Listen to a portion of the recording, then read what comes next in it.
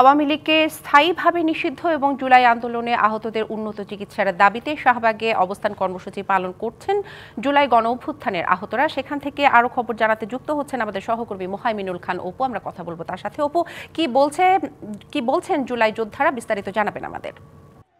দিশা, দুপুর নাগাদ কিন্তু এখন পর্যন্ত আন্দোলনকারীদের কাছে কেউ অন্তর্বর্তী সরকার থেকে কেউ আসেননি।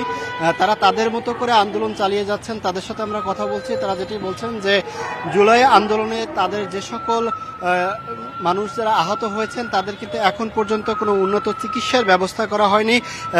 সরকার থেকে কয়েকজনকে বিদেশ পাঠালেও কিন্তু একটা বড় অংশ তারা এখনো কিন্তু এই বাংলাদেশের বিভিন্ন হাসপাতালেই তারা চিকিৎসা নিচ্ছেন। তাদের ভিতরে কেউ চোখ হারিয়েছেন, কেউ পঙ্গুত্ব বরণ করেছেন, এমন অন্তত 50 জনের মতো কিন্তু সকাল থেকে এই শাহবাগ মোড় সবকটি সড়ক অবরোধ করে তারা কিন্তু আন্দোলন চালিয়ে যাচ্ছেন। পাশাপাশি তারা টানা সপ্তমবারের মতো বেস্ট টিস্যু পেপার ব্র্যান্ড হিসেবে স্বীকৃতি পেয়েছে বসুন্ধরা টিস্যু। ক্ষোভ প্রকাশ করে বলছেন যে অন্তর্বর্তী সরকারের থেকে এখন পর্যন্ত তাদের সাথে কেউ যোগাযোগ করতে আসেনি। যদিও এর আগেও তারা কয়েকবার এই চিকিৎসার দাবিতে কিন্তু সড়ক অবরোধের ঘটনা আমরা দেখেছি, তবে আজকে এখন পর্যন্ত কেউ যোগাযোগ করতে আসেনি। তাদের সবচেয়ে প্রত্যাশার জায়গা যেটি ছিল এনসিপি হাসনাত আবদুল্লাহ, সেই হাসনাত আবদুল্লাহর প্রতি আহ্বান জানিয়ে তারা বলছেন যে তিনিও এখন পর্যন্ত এসে তাদের সাথে কোনো ধরনের কথাবার্তা বলেননি। তবে প্রশাসন থেকে তাদের সাথে আমরা কয়েকবার কথা বলতে দেখেছি, তবে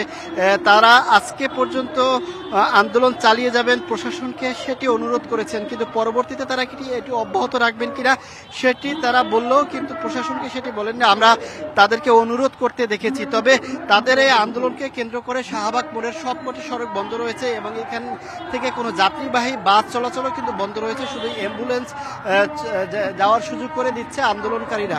এই ছিল রাজধানী শাহবাগ থেকে জুলাই আন্দোলনে আহতদের সবশেষ খবর। অপু, বিস্তারিত জানানোর জন্য ধন্যবাদ আপনাকে।